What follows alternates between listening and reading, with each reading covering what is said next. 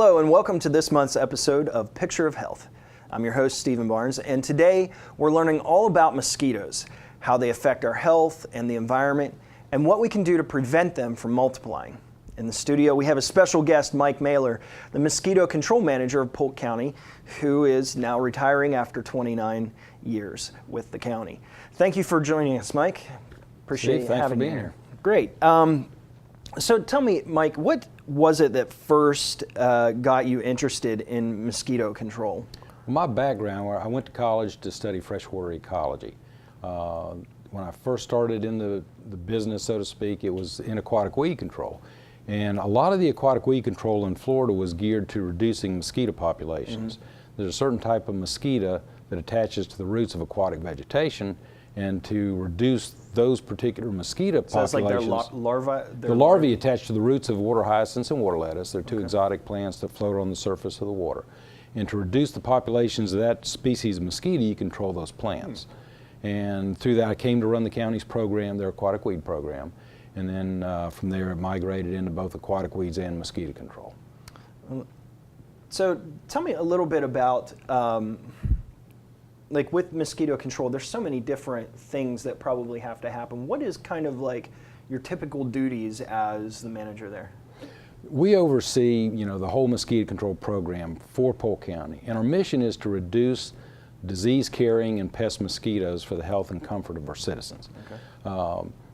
Our program is based on science. We have an extensive trapping program where we set out small mosquito traps throughout the county. We have a network of 62 mosquito sites. We sample those weekly. We count and identify the numbers of mosquitoes.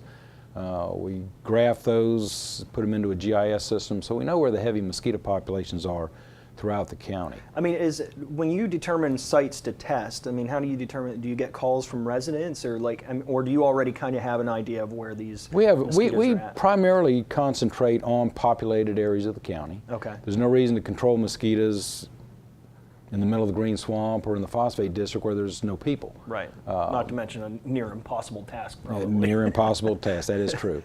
However, we concentrate on the populated areas.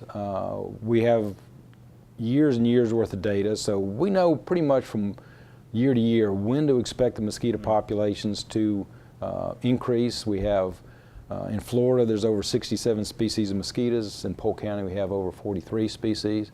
Different times of the year, we have different mosquito populations. For example, right now, typically during March, we will get some big rainfall events towards the end of the month. We'll have a big emergence of Aedes infirmatus. It's a wooded floodwater mosquito up in the northwest part of the county. Aggressive biter, generates a lot of calls. If they start showing up in the traps, we know that we're going to get a lot of those. Then as it gets through April and May, we'll get Mansonia mosquitoes, which are the ones associated with aquatic vegetation, extremely aggressive biters. When the sun goes down, it's like you flip a switch, they're all over you, for the next 30, 40 minutes, and then after that, they're not out, and they're not biting people. Just the dawn and the dusk kind of? Yes. Mosquitoes in this area are most active right at dusk and right at dawn. And that's where we target most of our adulticide treatments. Then as we get into the summertime, as the rains pick up, mosquitoes have to have water to complete their life cycle. The more it rains, the more mosquitoes we have.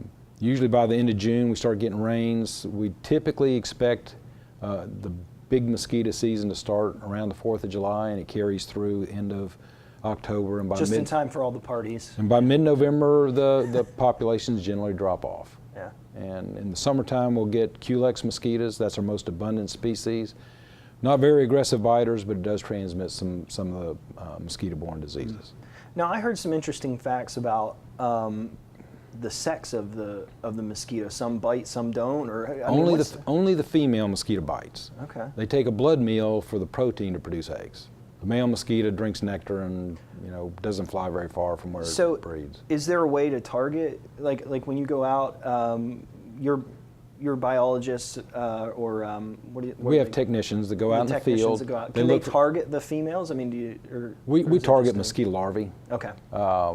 If the technicians are in the field, we look for container breeding. We look for breeding in ditches, wastewater treatment plants. They produce quite a few. Different mosquitoes have different breeding sites, and that's what they target. They look for mosquito larvae. Okay. And it's best to control the mosquitoes in the larval stage before they emerge and fly and turn into biting adults. Yeah, you had mentioned adult insecticide. Can you kind of describe like what are some of the different tools that you use for these different types? You know, you've got your larvae treatment, you've got your adult treatment. I mean, what do you use? When we target the larval mosquitoes, we primarily use an insecticide called Bacillus thuringiensis. It's a bacterially produced insecticide, real safe for other organisms. It targets mosquito larvae and black fly larvae. Mosquito larvae eats it, the crystal, it gets in their intestines and they die. The adulticides, you know, when we go out and treat for adult mosquitoes, the biting mosquitoes at night, that's the typical spray that people see with either the truck or the helicopter. It's a permethrin-based material. Extremely effective on insects.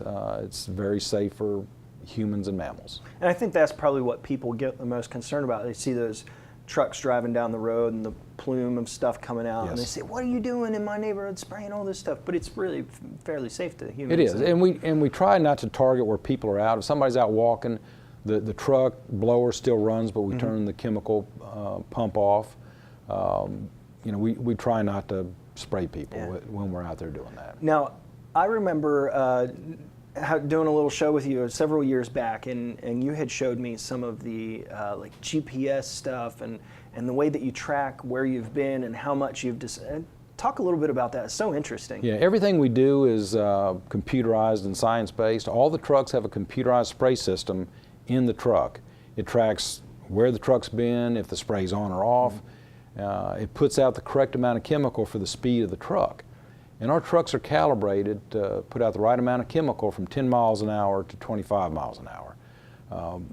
And if they go above that, an alarm goes off in the truck, so they slow back down. So we put out the correct amount of chemical. And when I first started in this business, it was a fixed pump. You know, it was hopefully the drivers would go one particular speed. You had to drive the exact speed. And it's difficult, especially if you're going that slow to you know, keep the exact speed. Something gets in your way. This puts it out the correct amount for the speed the truck's going. It tells us where they've been. I can tell if they've gotten all the area covered. If they missed an area, we'll go back. So if a resident calls up and says, "Hey, I haven't seen any trucks around in quite a," you can say, "Oh no, they were there." We can pull that up. You know, I can tell we have 111 spray zones in the county, and we run 12 trucks from Monday through Thursday night. Most people stay in air conditioning; they don't hear the trucks go by. Yeah. I can check and see if their neighborhood has been treated, when it was treated. I can tell them to the second when we went by their house. It's an extremely useful tool, and frankly, there are some places in the counties that we miss occasionally, and we can add those to the maps and make sure that they are covered. That's really good. After you trap the mosquitoes, so you know, as you're doing your testing to figure out where these populations are at, what do you do with all of the mosquitoes that you've trapped? I mean, what happens to all the dead mosquitoes? Throw them in the trash. You know, what we do. There's no real concern about you know, integrity of life when it comes to a mosquito. No, they're dead. What we do, we bait the traps with dry ice. Mosquitoes are attracted to carbon dioxide. When you exhale, that's what brings the mosquitoes around. So if we could just stop breathing at if you don't breathe, dusk, we're in good shape. You don't have to worry about mosquitoes if you're not breathing. But they'll come in, they'll fly to the trap. There's a small light with a fan, and when they get close, it sucks them into a catch chamber. And then when our trappers the next morning go pick them up, they put them in the ice chest with dry ice, and it kills them. And then they have to manually count through all those mosquitoes. We manually count and identify the mosquitoes. Now, in the summer, you know, this time of year, we're averaging 180 mosquitoes per trap. Our action threshold is 250 mosquitoes per trap. In the summer, we'll average 1,000 mosquitoes per trap throughout the county. Some areas are higher, some are lower. So you have to start allotting a lot more time for that. Well, what we do, we actually weigh the sample, and then we take a subsample to identify. We only identify and count about 100 mosquitoes. Okay, that makes a lot more sense. Yeah, that's makes better use of time. Yeah, it doesn't matter if we've gotten 1,500 mosquitoes or 1,505 mosquitoes. Yeah, we're looking at trends. That's all. Gotcha. That's all we're focusing on. And through that trapping system, it's pretty interesting. Whenever we do get a lot of service requests, people requesting that we send spray trucks or send a helicopter. And we generally know where the mosquito problems are, and most times we already have the truck scheduled in their area for the week. See. We talked about the GPS and all that stuff and being able to track. Is that the only thing that's really changed, or has there been a lot of different technological changes throughout your career? When before I started in the business, and really when I first did, we used to use what they called a thermal fog system. A lot of people that lived in Florida a long time remember those, that put out a real dense smoke, and that's what a lot of people expect. Now we put out real small volumes of concentrated chemical, real minute drops. The application technology has changed over the years. So it's not a smoke, it's more like a mist. Now it's just a real fine mist of concentrated chemical. We put out the same amount of active ingredient, but back in the old days, we put out a lot of smoke to, cover bigger areas. I see. And we've gotten a lot of the insecticides we use are a lot more environmentally friendly. They're safer on the environment. They target specific and I would imagine types that's of probably something that is continually being observed, is Yes. Researched. How can we make this chemical more safe? There's new larvicides coming available all the time that are significantly significantly less impact on the environment than some of the older type materials. Well, that's good. We have a lot more to talk about, but for right now, let's take a short break to see what Whitney Fung has to teach us this month about nutrition. So stay tuned. We'll be right back here on Picture of Health. Hi, I'm Whitney Fung with the University of Florida, IFAS Extension, and the Indigent Healthcare. Welcome back to some tips on healthy eating. So we've talked a lot about My Plate and talking about the tips and the dietary guidelines for that healthy, balanced plate. So I hope you've been listening, and every time you eat, you're looking down at your plate and seeing if your plate looks just like My Plate. And so this is that balanced, healthy meal, but today we're going to focus on dairy foods. So don't forget that dairy. So dairy foods are those cheese, milk, and yogurts. And dairy foods are really important because they provide that calcium that we need. Calcium is really important for adults and children, or anyone, any age, because it's important for us to build strong bones, for children to grow, for brain development, and even to prevent osteoporosis. So it's very important that you get 3 servings of dairy foods per day. So that could be a cup of milk, a cup of yogurt, or a slice of cheese. Whatever it is, your milk, cheese, and yogurt, you want to get 3 servings per day. And so today I'm going to talk a little bit more about milk, because that's a great way to get your calcium and also your vitamin D. So we have different types of milk. You might be confused at the store sometimes because there's different colors. And so the first one, there's whole milk. That sometimes has the red top. Then you have 2% or the reduced fat milk. That's with the green top. This one is the 1% or low fat milk. That's 1%, and sometimes it's pink. Then we have the skim milk or non-fat milk, and that's light blue. But don't get too confused with the colors, because that doesn't always mean the specific types of milk. It could be different at each store or whichever brand that you buy. So you want to focus on whole, reduced fat or 2%, the low fat, and the skim milk. And the recommendation is to follow a low fat or fat-free dairy food. So whether it's low fat or fat-free, that's fine. And this goes for yogurt. So you can see here that we have fat-free plain yogurt. That's a good source of calcium, and there's no fat in that. So that's a great way. Another very important thing is to read the nutrition facts label. So if you're at home, go ahead and grab a milk or whatever nutrition facts label you can find and follow along with me. So I'm going to use a 2% milk just as an example. So if you're at home, go ahead and grab that and follow along with me. I'm going to go over 3 items on this nutrition facts label. So for most of the milks, 1 serving is 1 cup or 8 fluid ounces. So for 1 serving, this is 130 calories, there's 5 grams of fat, and there's 30% calcium. That means that if you drink 1 cup of milk, you'd be consuming 130 calories, 5 grams of total fat, and 30% of what you need for calcium each day. Each person needs 3 servings, remember? So that makes up approximately 30% times 3 is 90%. So that's why you need that 3 servings of dairy per day. So 3 glasses of milk, that makes sense too. So this is 130 calories. So if we compare all four, this is 150 calories, 130, 110, and 90 calories. So you could see the difference in calories. And for fat, this is 8 grams of fat, 5 grams of fat, 2.5 grams of fat, and 0 grams of fat.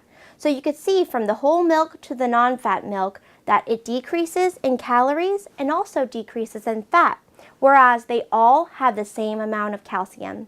So whatever serving of dairy food you consume, whether it's a cup of milk, a cup of yogurt, or a slice of cheese, try to choose the low-fat or fat-free dairy item.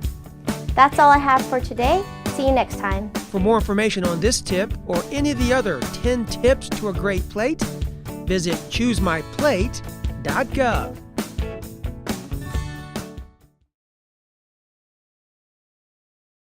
Here are effective steps you can take to protect yourself, your family, and your community from the spread of Zika virus. Cover and repel. Remove collected water. Keep mosquitoes out of your home. And if you're pregnant and have sex, use condoms. All of these actions are necessary.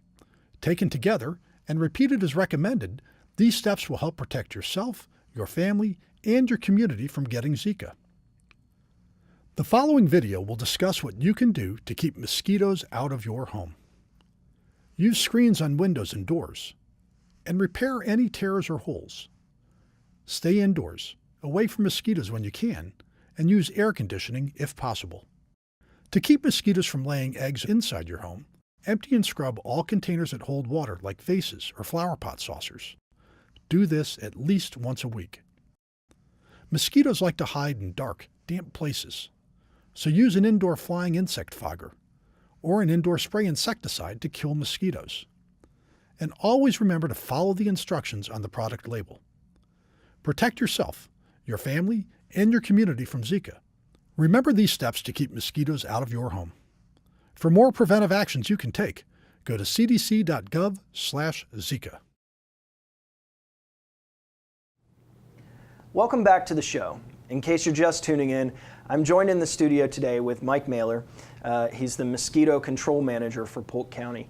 Mike, we were just having we left the discussion talking about some of the new technologies and things like that, and the advancement in chemicals and things. But I kind of want to talk a little bit more about the actual mosquitoes. You had mentioned earlier that there are times during the year that mosquitoes, certain types of mosquitoes come out more often and there's more of them. Tell us a little bit more about how you manage that. Sure. Different times of year we have different species of mosquitoes that are prevalent. For example, our mosquito season typically runs from about early April through mid-November. Late March, in most years, we get a lot of rainfall. There's a few heavy rainfall events. Mm-hmm. We will get wooded floodwater mosquitoes, Aedes inflammatus. It's an aggressive biter. It'll generate a lot of calls. Then as we get into late April, early May, we'll get into the Mansonia group, which are the real aggressive biters right at dark, especially around the phosphate area. And then as we start getting heavier rains in the summer, we'll switch over into the Culex species. We'll get some of the floodwater mosquitoes from pastures. And our heaviest mosquito populations we normally see in August and September, and then October, November it'll taper off, and during the winter months we don't have very many mosquitoes. Now, how about the hairy-legged galliniper?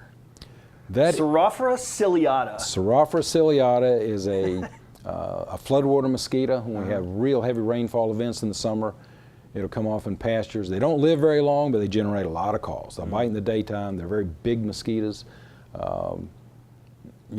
When people call, they say that they're as big as a sparrow. They're not quite that big, but they are very large mosquitoes. Yeah. They're very distinctive, and they do generate a lot of calls. Mm. I just remember that from a while ago, and so anytime I'm talking to somebody about mosquitoes, I drop in Pseudophora ciliata, and they think nice. I'm really smart. But now, these mosquitoes, one of the biggest reasons, from what you've said, to control the mosquitoes is because of the health of the community. Why are mosquitoes so dangerous? Our primary mission in mosquito control is to prevent the transmission of mosquito-borne diseases. There are a number of mosquitoes, mosquito-borne diseases, throughout the world that, in fact, they kill more. Mosquitoes are the most dangerous animal in the world. They kill more people than any other animal combined. So people won't go swimming in waters where they know there's sharks, 10 but people, they don't think about putting spray on before they go 10 out. people a year are killed by sharks worldwide. Mosquitoes kill roughly 750,000 people per year, primarily in sub-Saharan Africa from malaria. Some of the mosquito-borne diseases that have been in this area in the past or we are concerned with would be malaria. Everybody knows what that is. It's a parasite that's transmitted by mosquitoes. I know historically yellow fever has been in Florida. Yellow fever, West Nile virus came into the United States in 1999, and now it's pretty much throughout the United States. There's outbreaks every year in different parts of the country. We have a surveillance program for that where we put out chicken flocks. Some of these diseases are primarily bird diseases. And they cycle in the bird population, and then when the mosquito populations get very high, it will spill over and humans are dead-end hosts. Those would be like West Nile virus, St. Louis encephalitis, or Eastern equine encephalitis. Then we've got ones that have been real prevalent in the news recently. The Zika virus has been of concern this year. Zika virus, yellow fever, dengue fever, and chikungunya are all transmitted by the Aedes aegypti mosquito. Currently, those are not found in Florida. They're imported. Somebody has to get it in a country where it's endemic, such as Brazil or Puerto Rico, and that person has to come back here while they're infected and be bitten by a certain species of mosquito, which is the Aedes aegypti mosquito, and then that mosquito has to bite somebody else. Okay, so the Aedes aegypti mosquito is the only one that carries these particular, like Zika or chikungunya. Zika, chikungunya, dengue fever, and yellow fever. And there's another species, the Asian tiger mosquito, that some people may have heard about. It's Aedes albopictus, a very similar species that has been, they suspect that is also able to transmit it, but the other mosquitoes do not. Now, of all the mosquitoes that you've rattled off, you really haven't mentioned much about the Aedes aegypti. I mean, what's their population like here in Florida? It's very low. They make up less than 1% of the population of the overall mosquitoes that we have. They are container breeders. If people have buckets around their houses, bird baths, any container that can hold water for a period of time can produce the Aedes aegypti or Aedes albopictus mosquitoes. When we get and these mosquitoes bite in the daytime. Typically the mosquitoes in Polk County bite at dusk and dawn and through the night, but the Aedes aegypti will bite in the daytime. I see. They don't fly very far from where they breed. If we do find them, we know that the breeding is fairly close.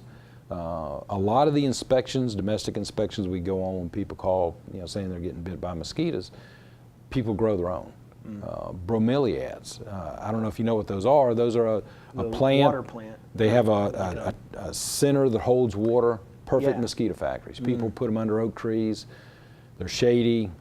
They produce a lot of Aedes aegypti mosquitoes. Wouldn't even think about flowers being a place that you have to go out and drain. But is that what you do? You just dump them? Or you take a hose and flush it out once a week. If you can change the water every week, just like bird baths or dog bowls, if you change water every week, the larvae don't have a chance to go through the whole cycle. I see. And emerge as biting adults. The main thing is make sure all containers around your house are emptied of water. Mosquitoes have to have water to complete their life cycle.